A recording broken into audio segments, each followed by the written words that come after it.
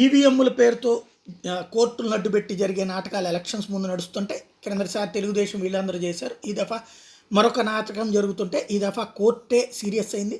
ఈవీఎంల మీద తమకు విశ్వాసం ఉందని సుప్రీంకోర్టు స్పష్టం చేస్తూ 2 రిట్ పిటిషన్లని కొట్టేసింది.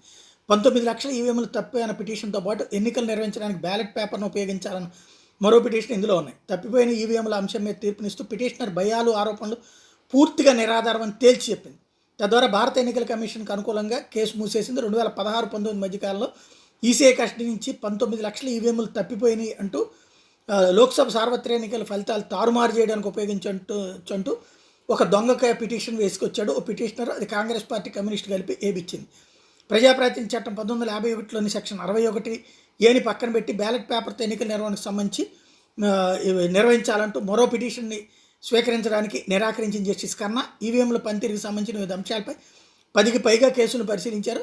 గత దశాబ్దాలుగా దాదాపు 40 తీర్పులతో అత్యున్నత న్యాయస్థానాలు ఈసీఐ మీదన పూర్తి విశ్వాసం ఉన్నాయి. ఈవీఎంల పారదర్శక ప్రక్రియ, కఠినమైన పరిపాలన ప్రోటోకాల్ మీద తమ విశ్వాసాన్ని ఉంచే తద్వారా భారతదేశంలో ఈవీఎంలకు అనుకూలంగా అభివృద్ధి చెందుతున్న న్యాయశాస్త్రానికి అపారమైన విలువ బలాన్ని జోడించినాయి.